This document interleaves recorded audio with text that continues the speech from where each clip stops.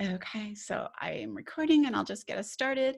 So, hi, Lisa, it's Jana. I'm here with Lee Chambers, calling all the way in from England. So, I am going to just read in his intro and get us started. 3, 2, 1. Hi, and welcome to Oh My Health, There's Hope. I'm your host, Jenna Short, and today I'm here with Lee Chambers. Lee is an environmental psychologist, well-being consultant, and certified life coach. Based in Preston, England, he weaves wellness, consciousness, and values into organizational culture and coaching individuals on defining purpose, optimizing energy, and navigating their limiting beliefs and hidden strength. I love it. I'm a huge believer in removing those limiting beliefs and moving out into the world in your authentic self. So welcome, Lee. It's a pleasure to be on today, Jana. Well, one of the things that we do here is we share stories of hope. And you and I had talked briefly before, and I was really excited to have you on the show and share your story. So do you mind jumping into that? Yeah, I'll jump into it nice and quickly. So I was born in the north of the UK to a blue-collar family, and I was the first one in my family to go to university. And that was something that my parents had very much wished for. And I had some challenges at university, trying to make that adolescent to adult transition. But I managed to get through them. I ended up falling out of university and being taken home. But on reflection and spending some time building my self-awareness and emotional intelligence, I managed to take myself back to university and graduate in international business psychology. So that then led me on an interesting path where I worked for a time as a financial advisor. I then hit the economic crash and had to go and work in local government, but I set up a business around this time in the video game industry. So that was really a journey in trying to define myself. And what happened is I managed to build that company to be quite valuable. I was up to 7 figures at one point, and life was in many ways comfortable. I met my wife and had my children, and life was swimmingly. But then all of a sudden, over the course of a week, I lost the ability to walk through illness. And really, that changed my mindset. It changed my worldview. And it really anchored me into the fact of what did I really enjoy from all the different jobs that I'd done and the business that I'd run, the things that I loved and the frequencies that I resonated with. And all that pointed to one particular thing: helping people to make a difference in their lives. I'd done some work with people who'd fallen out of work. I'd helped them find what industry they would resonate with, help them build the confidence, and then help them communicate that at interview. And I realized working that job, taking people on that journey, that fulfilled me. And I had a number of qualifications that I'd continued doing around sleep, mindset, and psychology. And I decided once I went through that health challenge, it took me 11 months to learn to walk again, but I was determined. I was absolutely determined that I was going to take ownership of my own health recovery. And for me, that was anchored into the fact that my daughter was born not long after I got out of hospital, and just seeing her there and holding her and realizing that she was going to start walking soon. And I really wanted to be walking with her. So I had a real reason to be proactive in my recovery and to do everything that I could to remain consistent and learn to walk again. And actually managed to walk just before she started. And that really fueled that fire inside of me to want to help other people with their own limits, with their own boundaries, but with their own health as well. As I started to optimize my own nutrition and start to look at my own sleep in an attempt to try and get as healthy as I could, so I could show not only myself, my children, but also the world that you can really take your own health in the most challenging times and find a way to start to take control of that yourself. And so often it just takes you to start to listen to your body a bit more, start to understand how your mind works a little bit more, and just start to see that all the answers are inside of you. You just need to learn to dig a little bit deeper, listen to yourself a little bit more. And that has now led me to Run Essentialize, where I now help entrepreneurs and small business owners to define that purpose, to really look at their health behaviors and make small changes that give them more energy to make more impact in the world. And we look a little bit at what's holding them back. Is it habits? Is it beliefs? Is it these little things in the backpack from childhood that they still carry with them today? And learn to start to break through them, to dissolve them, because many people face obstacles and climb over them, and yet that is what we can do. We can use those as opportunities to grow quite often. And now that's a big part of the business that I run today. Well, a couple of the things that I really want to touch base on, because you are talking my language, is we do have everything we need inside of us. And I don't know if people relate to this, but you really do have limited beliefs that the only thing that can hold you back isn't lack of equipment or lack of funds. It's lack of your belief in yourself. And when we talk about limiting beliefs, I'm going to just say, when you were a child, right, and you were learning to walk and you fell like many times, can you imagine if you just gave up and said, Oh, I I'm can't done. do this, right? Because when you're a child, there are no limiting beliefs. You don't have any. You just kept getting back up and getting back up. And I got to tell you, I think all of us have pretty much mastered walking at this age. So we did it. But it's those limiting beliefs that we gather as children that aren't even really ours. Sometimes it's a conversation overheard, or, something that was put in our head to protect us. Like, look both ways before crossing. Pretty soon we're afraid of crossing the street, that we're going to get hit. But there's like all these limiting beliefs that we start gathering, our beautiful minds start attaching, that really aren't even ours. How would you address people coming to you that have those kind of limiting beliefs? Because we did not have them as children. We weren't born with those limiting beliefs.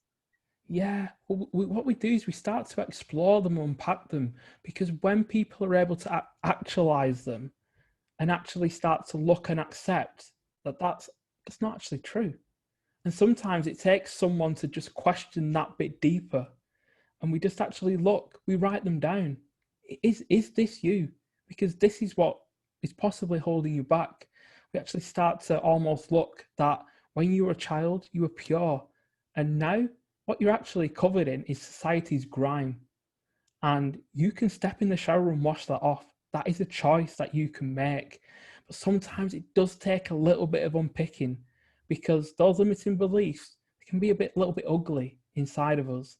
And we just put little layers over them, layers and a few more layers, just to ensure that they don't pop out.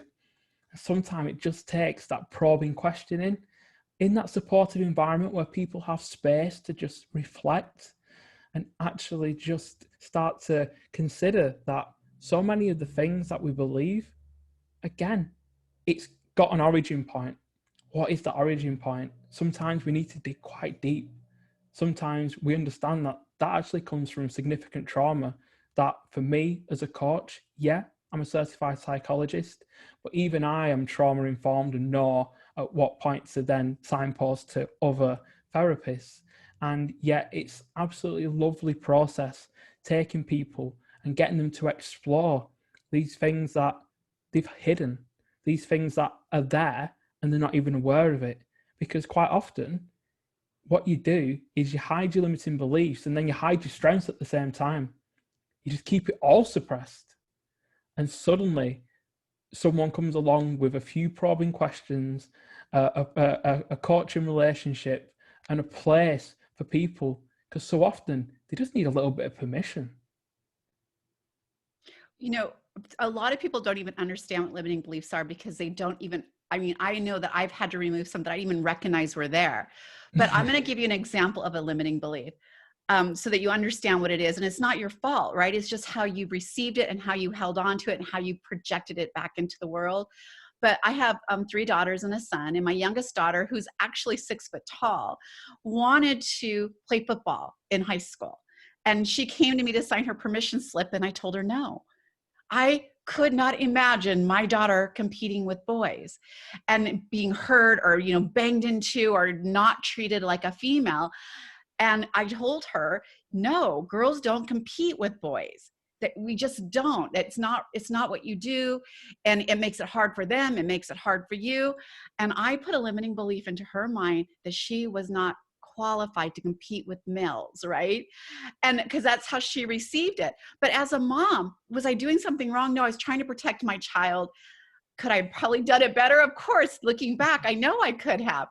And I could have removed that limiting belief right away so that it didn't go out into the world with her, where she felt like she was in a world that she could not compete with men for positions in jobs or, in education. So those are what limiting beliefs are, and how she didn't recognize that until we started uncovering what those look like.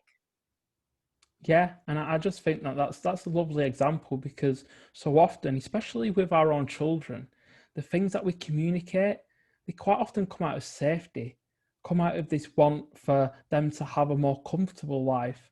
And unfortunately, sometimes, especially when we're not very self-aware, or we're not very choice-driven in our communication, it can come across that way. And it's so simple, and yet children are so incredibly receptive. They are amazingly curious, and they are actually the ones quite often to remove adults' limiting beliefs by asking questions. They will probe, and they will ask and be very transparent with you. And you know that quite often as an adult, and I've had this with my own children, they have called me out in my own way. And it's beautiful, because it lets you check yourself, and you're like, he's right, she's right. I love it. Well, when you were sharing your story, it resonated with me because I was in a whole different career, one I thought I loved, until I got ill and I wasn't able to work. And when you're in a business where you're paid hourly for showing up and you can't show up, it's puts an impact on your life. And of course, because it was a health challenge, it woke me up. My message to the world is right now, you don't have to wait until you're on your deathbed or something traumatic happens to get your life started and to be living and thriving in what it is that you want your life to be. How would you speak to those? Because let's face it, if that point in your journey had not happened, you probably would be in a different place. I know I would be. And so how do you open your eyes to the awareness of what's going on around you and really start living your true self and caring for yourself the way we now care for ourselves, because we know how fragile life is and how easily it can be taken from you. So how would you speak to people like that? Yeah, so it's amazing, because obviously the real turning point for me was when I lay in the hospital bed, having gone through the shock of it all and expressed the negative emotions as healthily as I could, that it hit me. I'd never been grateful for walking until I lost it. And that just opened my heart up. And I just realized that all of a sudden, I've not been grateful for the people now helping me do the simple things. And even grateful enough for the fact that I grew up in the UK, where I've never been subject to war or famine or homelessness. I've been so lucky. And it took that crisis to knock me out of my pattern. And to the people that I work with, that story quite often inspires in its own little way. But that's my journey, and people need to really anchor into their journey. And so often it takes different methodologies for different people to really start to resonate with, this isn't my path. This is not my journey. Who is writing my book? Because I explain that ultimately, for you to live authentically and express that, the root of the word authentic is author. That means that you write your story. And when we actually go back and explore with my clients, who's writing your story, they almost get that book in the mind and see that that book has been written by other people. People who they don't want to write in their book, people who are writing their story, those movies that they play over and over again in their head. It's not the movie they want to watch. It's that Groundhog Day that's just happening over and over again. So often we actually start to reflect. We look at people's values, people's gifts, people's strengths. How are you bringing those to the world in what you do? Does it resonate with you? We start to reflect back on the past. Look at the times they've found themselves in a place where they were happy. What resonated with you? What's the underlying threads? We then look at the times when they were upset, when they were frustrated, when they were angry. What value was being squashed? What was triggering those feelings that is really meaningful inside of you for you to feel those sharp, acute emotions? And then we start to take that forward and see, suddenly you start to see these little weaving webs. There's interlinking and interconnected elements. These are what your values are. These are where your strengths are. This is what you connect. What kind of people light you up inside? And really, day to day, what do you actually want to do? So let's look. Let's think about, it might be a little bit morbid, but think about your funeral and think about your eulogy. What do you want people to say about you? Would you want them to say you had 1 million Instagram followers? That you had £1 million? That you impacted 1 million people? It could be different for everybody, but when you actually dig that bit deeper why, you start to get that more understanding. What would you like a medal from the president for? What would you like it to be for? And then start to work that back. What legacy do you want to leave? What thoughts do you want to have when you're about to pass? And then work all the way back to the present day. How can we start to take small actions to really resonate with that today? Because there's no doubt about it, so many of us are just living. We're just living, but we're human beings. We are designed to be and become who we are, to move towards our potential. And sometimes it just requires us to stop, reflect, look to the future, and then build that path. Wow, that was beautifully said. And I couldn't agree more. I feel like you are so talking my language. When I talk to people, I talk about creating that beautiful blueprint in your mind. And that's exactly what you're talking about. And I talk about leaving those memories behind, like those memories that you want to impact the world, that you want to leave with your children and your family and friends, our coworkers. And what kind of relationships do you want to have when you're working with people? I love that you relate it to writing your own story, because you're right. Our parents write our story to a certain point. Then if we're on to college, they're writing our story on how you behave. Then you go into work and then there's a whole nother person writing your story. And it's okay to take little bits and pieces from those on our journey, but we need to make sure it's still our story, right? Yeah, you need to choose who's writing in your book. And you have that power. You have that power today. And that is magical when people hit that moment where they realize, okay, this is me. The answers are inside of me. What I actually want to write is here. And I can become that bit more self-aware and just start to navigate the world with my eyes open a little bit more, just a bit more acuity to the fact that, I don't need external validation. I can go and do what I do, who I am, and become who I want to be. So what would you tell people who come to you and they're talking to you and they have, obviously we all have limiting beliefs, no matter how hard we work on it, we have that. And they're creating all the time, right? Like with COVID coming up, there's limiting beliefs on moving forward into the world. And how do we do that? So what do you do? Like, do you have exercises you teach people to work with? Is there something like a couple of tips you could be giving our listeners that will help them recognize, hey, that's a limiting belief that I just said? One of the things I always tell people, and I know that you're probably very good at this, but always speak positive, right? You get the words of your mouth. But what I didn't learn until I was 50 was there's that little monkey voice in your head. And what it says, for instance, if I went to school and I was like, I'm going to get an A, I'm getting an A plus, heck it, I'm getting an A in math. That monkey voice would pop in and say, are you kidding? You didn't even study. Math is not your best subject. I don't know if you're going to get an A, but be happy if you don't fail. But those were what came in my head. And I never stopped that monkey voice. I just let him talk, thinking it was no harm because what was coming out of my mouth was positive. And it actually is harmful. What are some of the tricks that you would give to your clients to like stop that, recognize that's a limiting belief, and I have control over this? Yeah, a really popular one that I feel is so powerful is I asked my clients to take a little journal around with them, just a little book, and just to start to become more mindful and see if they can pick up either the voice of intuition or the voice of doubt. And when they hear it, write it down, because so often that voice of intuition it's signaling something.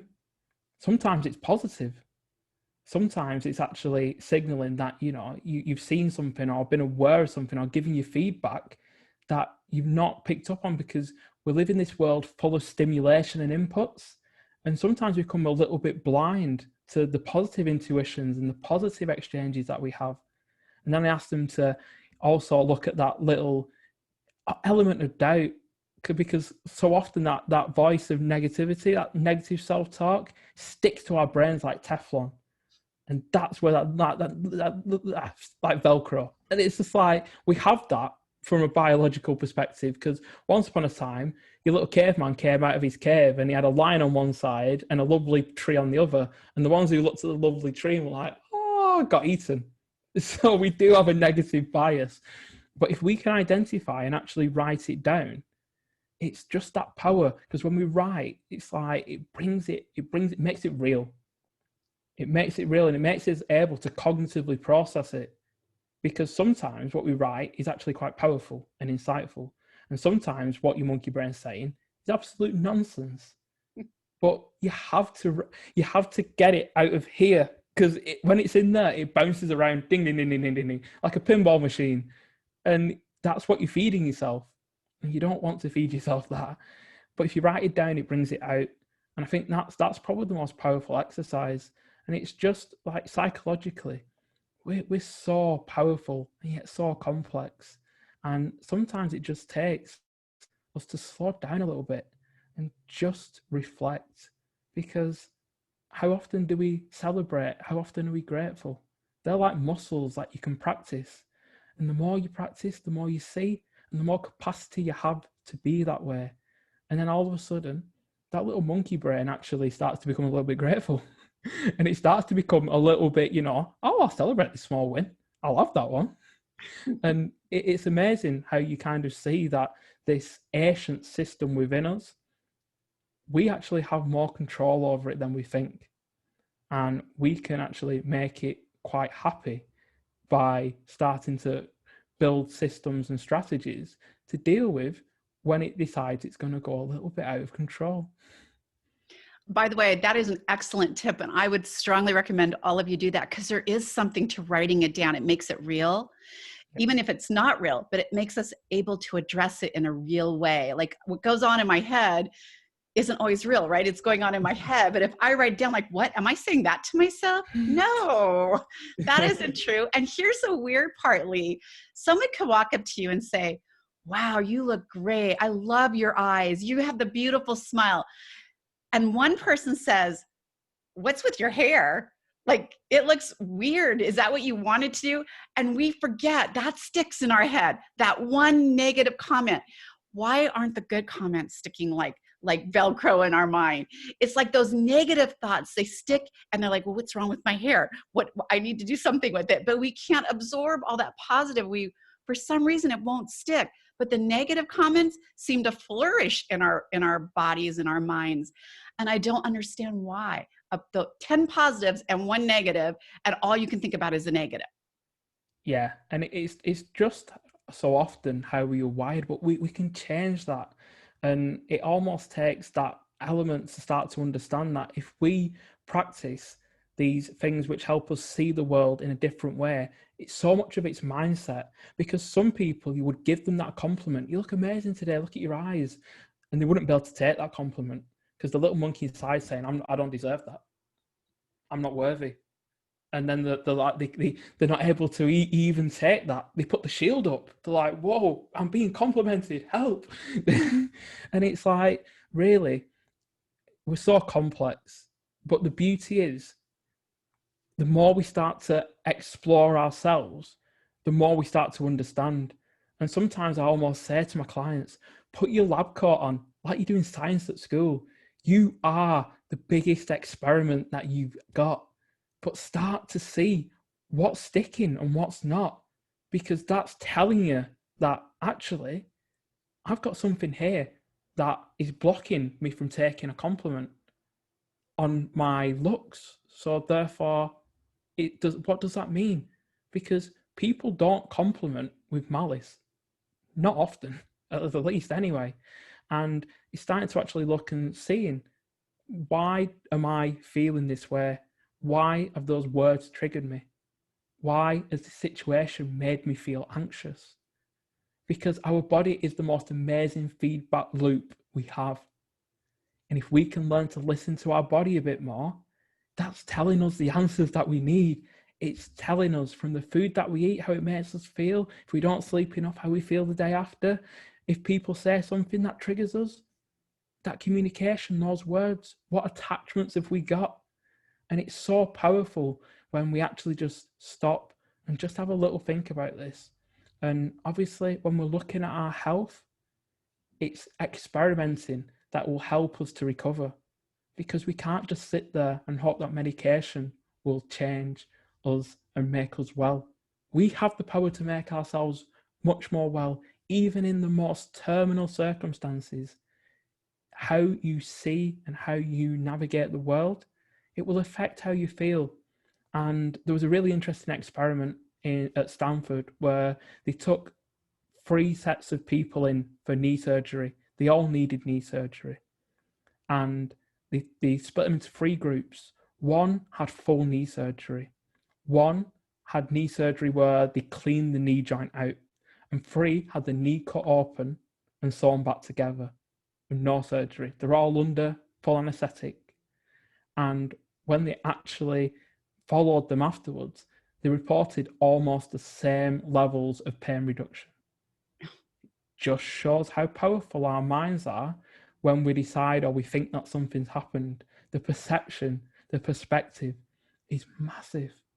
And if we can start to shift that, suddenly we become incredibly powerful. And that's when limits and boundaries start to feel like something you can step your toe over outside of that comfort zone. Actually, yeah, our growth, our potential, it's just on the other side. Well, Lee, you are amazing. I could literally talk to you all day. Where can people locate you? Yeah, so I'm on essentialize.co.uk and leechambers.org, and my socials are on both of those websites. Perfect. And we'll have all that in the show notes so you guys can connect really easily with Lee. He's an incredible coach, and I'm so glad that you came on the show and shared today. Thank you so much.